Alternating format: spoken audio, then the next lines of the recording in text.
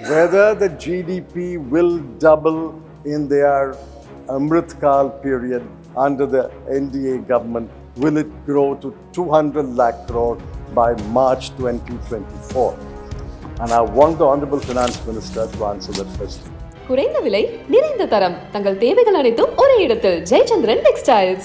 So the former finance minister made a very linear comparison as to how the GDP has grown from 1991-92, 25 lakh crore and then 50 lakh crore and then 100 lakh crores and so on, and then wondered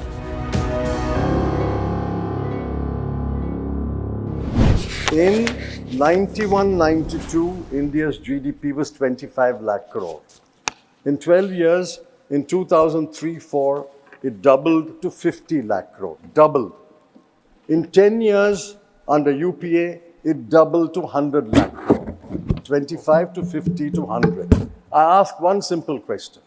If you are growing at such a fast rate, such a record-breaking rate, will you, when you end your term today in 2023-24, will 100 lakh crore become 200 lakh crore? The Finance Minister, Honorable Finance Minister knows the answer. I know the answer. You know the answer. But I want the Honorable Finance Minister, to say the answer is known to the Finance Minister, the former Finance Minister. I'm out of it. Whether the GDP will double in their Amrit Kal period under the NDA government, will it grow to 200 lakh crore by March 2024? And I want the Honorable Finance Minister to answer that question.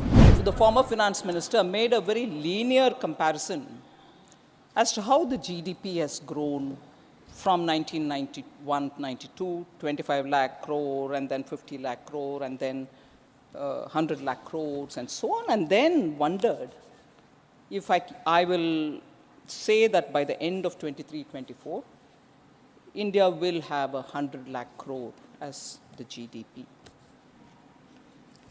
That is, if I understood, if I heard him right, he said going by the trend of doubling every 10 years, it might.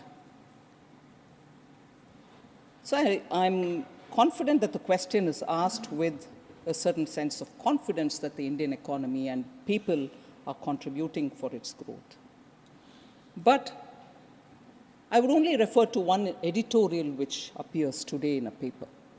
I'm not saying my view, but if you would permit me, and I will also do an authentication and everything else, there is an editorial in the Economic Times today which says, a $4 trillion plus we go. GDP expected to catch up in the coming fiscal. And goes to elaborate, and there's just one line that I'll read for the House, for the benefit of the House, and I quote, as India's GDP rises, would the market cap rise in tandem? Though there is no direct correlation, there could be significant wealth effects that provide tailwinds to the economy. Retail investors own 10% of the equity, about $400 billion, and their share has been rising. That should help consumption, which accounts for close to 60% of the GDP.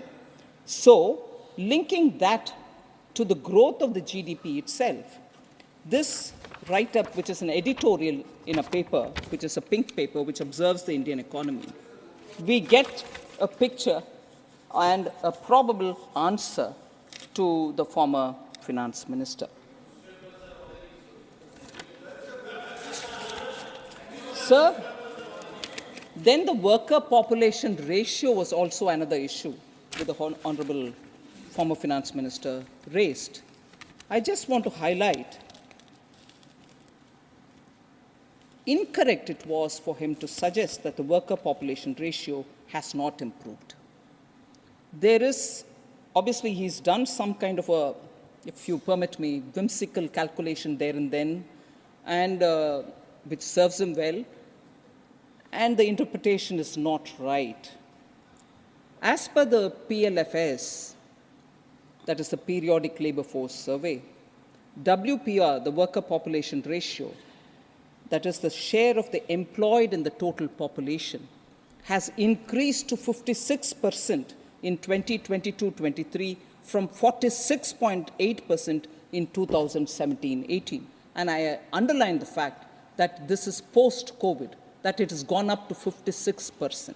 So there is an increase in the worker population ratio, and this is government's data.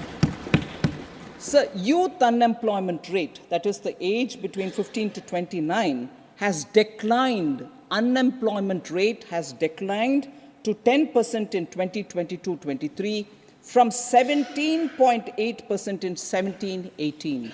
So there, the unemployment is also declined, while youth LFPR has expanded from 38% to 44.5% over the same period. So unemployment is coming down. You have the data to show it's also, employment is also going up. In fact, sir, WPR in 2005 was 42%, which fell to 38.6% in 2011-12. So fall happened then. Then, despite a COVID, which is a once-in-a-century pandemic, we have revived the employment, and the data shows that very clearly. And also, sir, the various schemes that we have, Mudra or Swanidhi and so on, are promoting self-employment, particularly the lower sections of our society. More than 25 lakh crores have been dispersed to over 44 crore Mudra accounts. 68% of them are women. They do their own business and probably employ one or two more people there. 73 lakh street vendors have availed of cheap credit under PM Swanidhi program, and even in that, 44% are women. So I think the hard work and the entrepreneurial spirit of the Indian youth who go in for small self-employment cannot be ignored at convenience and cannot be raised saying, oh, the poor are without jobs at some other time. There should be some kind of a alignment. குறைந்த விலை, நிறைந்த தரம், தங்கள் தேவைகள் அனைத்தும் ஒரே இடத்தில். Jayachandran textiles.